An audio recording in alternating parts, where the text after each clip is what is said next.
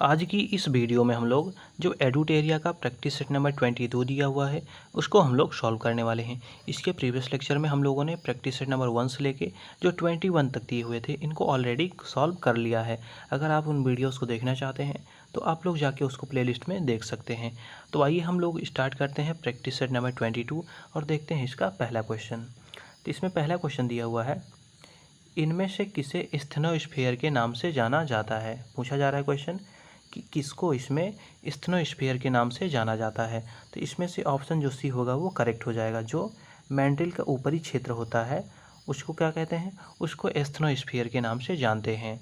तो option C इसमें right हो जाएगा। आइए सेकंड क्वेश्चन देखते हैं। सेकंड में कह रहा है, ट्रांजिस्टर किस पीढ़ी का कंप्यूटर है। तो बताना है किस पीढ़ी का कंप्यूटर है। तो वो है द्वितीय पीढ़ी का कंप्यूटर है। तो ऑप्शन बी इसमें राइट हो जाएगा। आइए थर्ड नंबर देखते हैं। थर्ड नंबर में कह रहा है, तिलैया बांध किस नदी पर स्थित है। ये हमको बताना है। तो तिलैया जो बांध है वो है बराकर नदी पर। मोस्ट इंपॉर्टेंट है, ध्यान रखिएगा। तिलैया बांध किस पे है, वो बराकर नदी पर है। अगला क्वेश्चन देख लेते हैं। फोर नंबर में कह रहा है, निम्नलिखित में से कौन सी झील दो भारतीय राज्यों के बीच सीमा साझा करती है। उसका हमको नाम बताना है। तो वो है पुलिकट लेक।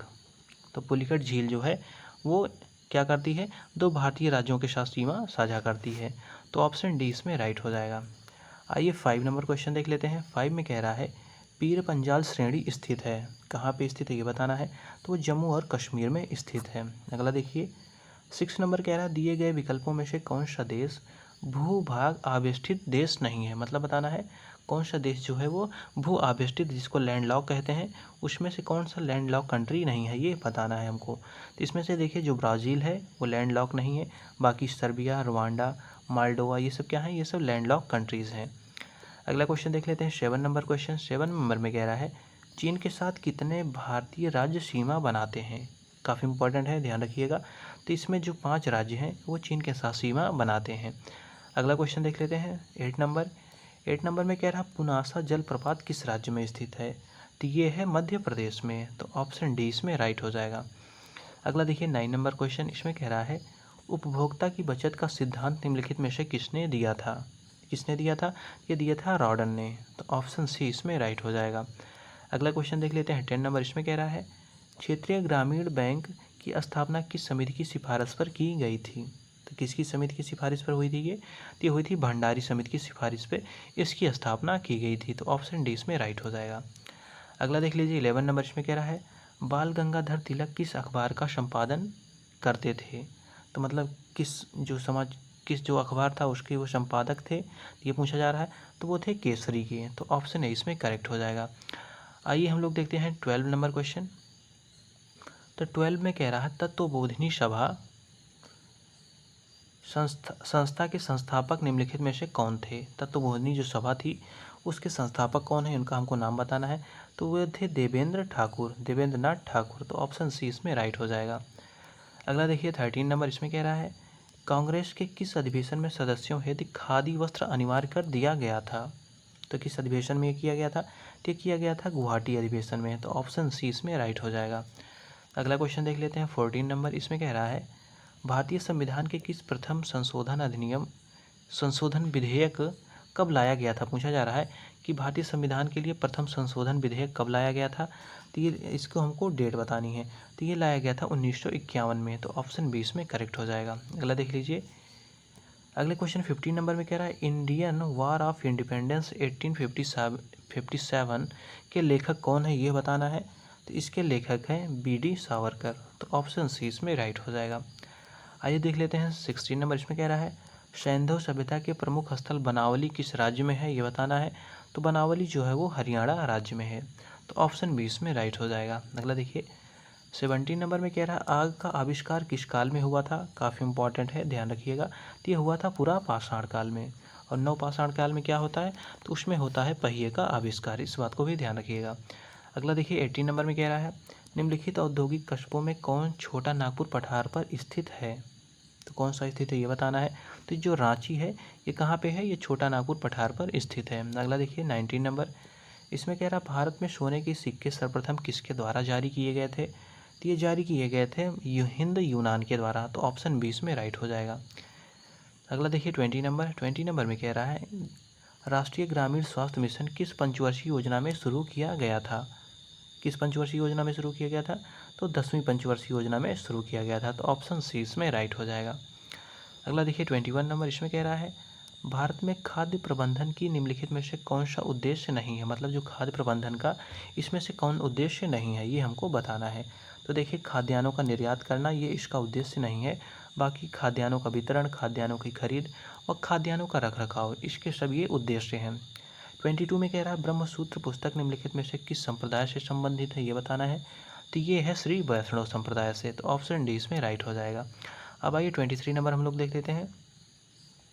23 में कह रहा है निम्नलिखित में से किसके द्वारा सेना को नगद वेतन देने एवं अस्थायी सेना की नींव रखी गई थी? तो किसके द्वारा की गई थी? ऐसे प्रयास किसके द्वारा किए गए थे? तो किए गए थे अलाउद्दीन खिलजी के द्वारा। तो ऑप्शन 20 में राइट हो जाएगा।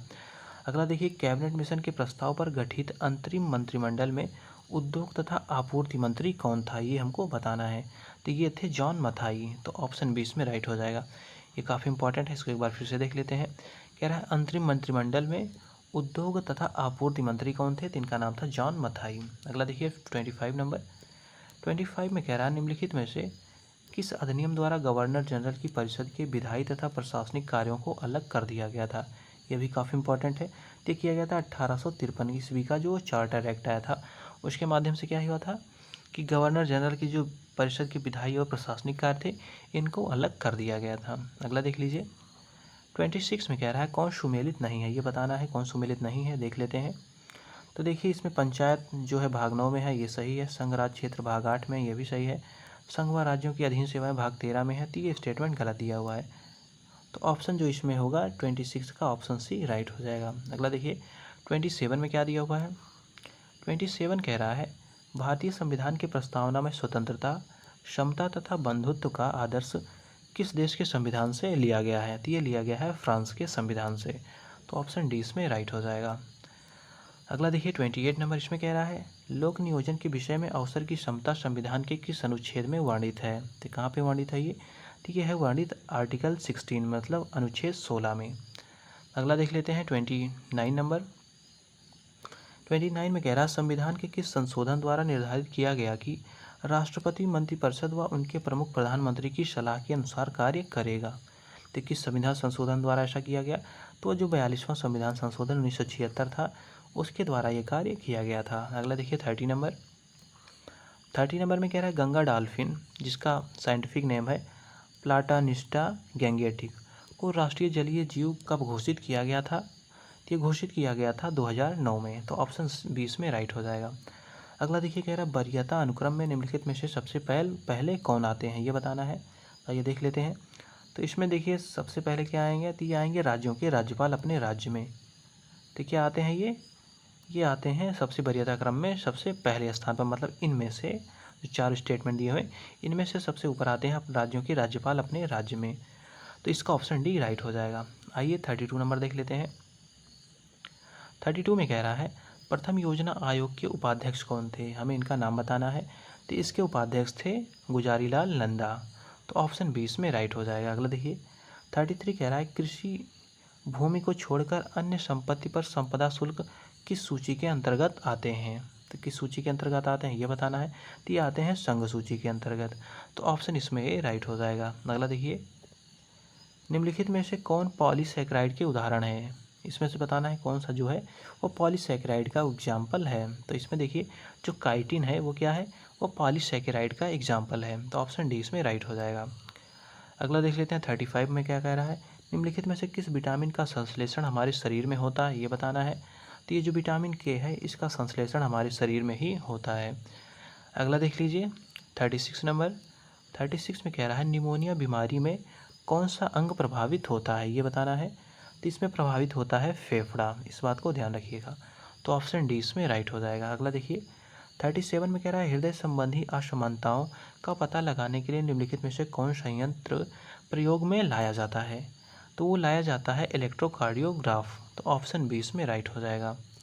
अगला देख लेते हैं 38 नंबर। इसमें कह रहा है 2 सूचियाँ हैं, हमें इनको आपस में सुमेलित करना है। एक साइड में आविष्कार दिए हुए हैं, दूसरे साइड उनके आविष्कारक दिए हुए हैं। इनको हमें आपस में सुमेलित करना है। आइए देख लेते हैं। तो विटामिन का आविष्कार किसने किया था? तो ये किया था फंक ने। वहीं विटामिन बी, तो इसका आविष्कारक कौन है? तो ये है मैकुलन। वहीं अगर हम लोग विटामिन सी का देखते हैं तो इसके हैं होलकट। अगर विटामिन डी की बात की जाए तो विटामिन डी के हैं हॉपकिंस। तो इस प्रकार अगर इसका ऑप्शन देखा जाए तो इसका बी जो ऑप्शन होगा वो राइट हो जाएगा। 2, 1, 3 एंड 4। चलिए अगला क्वेश्चन देख लेते हैं। 39 में क्या कह रहा है? 39 क्वेश्चन कह रहा है निम्नलिखित में से कौन सा अंटार्कटिका में भारत का अस्थायी और उनके द्वारा परिचालित अनुसंधान स्टेशन है, उसका हमको नाम बताना है। तो उसका नाम है भारती और मैत्री। तो ऑप्शन ए इसमें राइट हो जाएगा। अगला देख लेते हैं 40 नंबर। इसमें कह रहा है ज्वार पैदा करने वाला बल निम्नलिखित में से किन दो बलों के बीच का अंतर है? किन दो बलों के बीच का अंतर है वो? तो गुरुत्वाकर्षण खिंचाव और केंद्र त्यागी बल का वो क्या है? इन दोनों बलों के बीच का वो अंतर है। तो ऑप्शन डी इसमें राइट हो जाएगा। अगला देखिए 41 में क्या कह रहा है? इसमें कह रहा है निम्नलिखित में से किस पर्यावरणविद को जल पुरुष के नाम से जाना जाता है? मोस्ट इंपॉर्टेंट है, ध्यान रखिएगा। तो ये कहा जाता है राजेंद्र सिंह को। राजेंद्र सिंह को क्या नाम से जाना जाता है? जल पुरुष के रूप में इनको जाना जाता है। आइए हम लोग देख लेते हैं 42 नंबर क्वेश्चन। तो 42 में कह रहा है अंगूर में से निम्नलिखित में से कौन सा अम्ल पाया जाता है? मतलब अंगूर में कौन सा अम्ल पाया जाता है? तो ये पाया जाता है टार्टरिक अम्ल। तो ऑप्शन सी इसमें राइट हो जाएगा। अगला देखिए 43 में कह रहा है ग्रेफाइट के संबंध में निम्नलिखित कथनों पर विचार करना है, बताना है कौन से कथन गलत है। ध्यान दीजिएगा, पूछा जा रहा है कौन सा कथन गलत है। आइए देख लेते हैं। तो यह विद्युत का सुचालक है, ये सही है। इसका अपेक्षित घनत्व 2.2 है, ये भी सही है। इसे काला शीशा भी कहा जाता है। तो बेसिकली ये भी स्टेटमेंट सही दिया हुआ है। इसमें कार्बन sp3 प्रसंस्करित रहता है। तो ये स्टेटमेंट गलत दिया हुआ है। तो बाकी के तीनों स्टेटमेंट सही दिए हुए हैं। तो ऑप्शन इसमें डी राइट हो जाएगा। अगला देखिए, अगला कह रहा है 44 में एल्कीन श्रेणी का पहला सदस्य निम्नलिखित में से कौन है, ये बताना है। तो इसका पहला सदस्य है C2H4, जिसको क्या कहते हैं? इथेन इसको कहते हैं। इस बात को ध्यान रखिएगा। अगला देखिए 45 में क्या कह रहा है केवल कार्बन और हाइड्रोजन वाले कार्बन यौगिक निम्नलिखित में से क्या कहलाते हैं? हमको बताना है ये क्या कहलाते हैं। तो कहलाते हैं हाइड्रोकार्बन, मतलब हाइड्रोजन और कार्बन से मिले हैं, इसलिए इनको हाइड्रोकार्बन कहते हैं। अगला देखिए 46 में कह रहा है अवरक्त विकिरण के संबंध में निम्नलिखित में से कौन सा कथन सही है? हमको बताना है कौन सा स्टेटमेंट इसमें सही है। आइए देख लेते हैं। इसकी खोज हर्सले नामक वैज्ञानिक ने किया था, ये सही है। यह विद्युत चुंबकीय तरंग है, ये भी सही है। इसका प्रयोग कोहरे में फोटोग्राफी करने में किया जाता है, तो ये भी सही दिया हुआ है। तो इसमें ऑप्शन डी राइट हो जाएगा। सभी स्टेटमेंट सही हैं। अगला देखिए 47 नंबर। 47 में कह रहा है निम्नलिखित में से किसकी विशिष्ट ऊष्मा सर्वाधिक है, बताना है। तो देखिए इसमें जो लोहा होता है उसकी विशिष्ट ऊष्मा इनमें सर्वाधिक पाई जाती है। तो इसका ऑप्शन भी राइट हो जाएगा। 48 देख लेते हैं। 48 में कह रहा है अशुद्धियाँ मिलाने पर किसी द्रव के क्वथनांक पर क्या प्रभाव पड़ता है? तो क्या प्रभाव पड़ता है? तो उसके क्वथनांक जो है वो बढ़ जाता है। तो ऑप्शन ए इसमें राइट हो जाएगा। अगला देख लेते हैं 49 नंबर। कह रहा है शुष्क सेल में विद्युत अपघट्य के रूप में प्रयोग किया जाता है, क्या यूज किया जाता है? तो किया जाता है नौशादर। ऑप्शन सी इसमें राइट हो जाएगा। अगला देखिए लास्ट क्वेश्चन इसका जो 50 नंबर क्वेश्चन है उसको देख लेते हैं। तो हमें इनको सुमेलित करना है आपस में। आइए देख लेते हैं। एक तरफ उपकरण दिए हुए हैं, दूसरी साइड उनके आविष्कारक दिए हुए हैं, इनको हमें आपस में सुमेलित करना है। आइए देख लेते हैं। विद्युत बैटरी का आविष्कार तो अलेक्जेंडर वोल्टा ने किया था। Dynamo Michael Faraday. Gramophone Thomas Alva Edison. Safety lamp Humphry Davy ने। तो इसका ऑप्शन क्या हो जाएगा? इसका ऑप्शन अगर हम लोग देखें तो ऑप्शन बी इसमें राइट हो जाएगा। 1, 2, 3 एंड 4। अब देखिए कुछ एडिशनल इन्फॉर्मेशन जो दी है उसको देख लेते हैं। तो कह रहा है पहली जानकारी, मुगल साम्राज्य का एकमात्र शासक जिसका राज्याभिषेक 2 बार हुआ तो उसका नाम था औरंगजेब। औरंगजेब ने अपना दूसरा राज्याभिषेक 1659 में करवाया था। औरंगजेब को क्या कहा जाता है? जिंदा पीर के नाम से भी जाना जाता है। अगला देख लीजिए। सिख धर्म के जो 9वें गुरु थे जिनका नाम गुरु तेग बहादुर था, इनकी हत्या करवा दी थी औरंगजेब ने। इसने 1666 में शिवाजी को कैद कर जयपुर भवन में रखा था, इस बात को भी ध्यान रखिएगा। और औरंगजेब ने पुनः 1679 में जजिया कर को लागू कर दिया था। और इसने प्रसिद्ध बीबी का मकबरे का निर्माण करवाया है। और औरंगाबाद महाराष्ट्र में है। अगला देख लीजिए। बीबी का मकबरा किसने बनवाया था? ये औरंगजेब ने बनाया है। यह है कहाँ पे? औरंगाबाद महाराष्ट्र में। अगला देख लीजिए। कह रहा है औरंगजेब के शासनकाल में सर्वाधिक हिंदू अधिकारी थे, यह भी बात ध्यान रखिएगा कि सबसे अधिकारी पूछा जाए किसके शासनकाल में थे तो वो औरंगजेब के काल में थे। अगला देखिए, इसने अपने दरबार में संगीत पर पाबंदी लगा दी थी। अगला देखिए, 1686 में बीजापुर तथा 1687 में गोलकुंडा को मुगल साम्राज्य में इसने मिलाया था। अगला देखिए, औरंगजेब के समय जो सूबों की संख्या थी वो सर्वाधिक थी और 20 थी। इस बात को ध्यान रखिएगा, सूबों की संख्या सबके ज़्यादा किसके समय में है, तो वो औरंगजेब के समय में है। अगला देखिए, फ्रैंकोइस बर्नियर जो है को औरंगजेब के चिकित्सक के रूप में जाना जाता है। किसका चिकित्सक था बर्नियर, तो यह था औरंगजेब का चिकित्सक। अगला देखिए, औरंगजेब जो था वो सुन्नी धर्म का अनुयायी था। इस बात को ध्यान रखिएगा, किस धर्म का अनुयायी है ये, तो सुन्नी धर्म का, मतलब मुसलमानों में ही शिया सुन्नी होते हैं, तो उन्हीं में ये सुन्नी धर्म का अनुयायी है। अगला देखिए, औरंगजेब के समय हुए जाट विद्रोह का नेतृत्व किसने किया था, राजा राम व गोकुला ने किया था। और इसके बारे में काफ़ी ये एडिशनल जानकारी काफ़ी इंपॉर्टेंट भी है कि औरंगजेब क्या बजाने में दक्ष था, तो वो बीड़ा बजाने में दक्ष था। तो ये थे जो प्रैक्टिस सेट नंबर 22 थे। तो इसी प्रकार हम लोग अब जो 100 टोटल प्रैक्टिस सेट दिए हुए हैं उनको एक एक करके हम लोग सॉल्व करने वाले हैं। तो मिलते हैं अगले वीडियो में एक नए टॉपिक के साथ।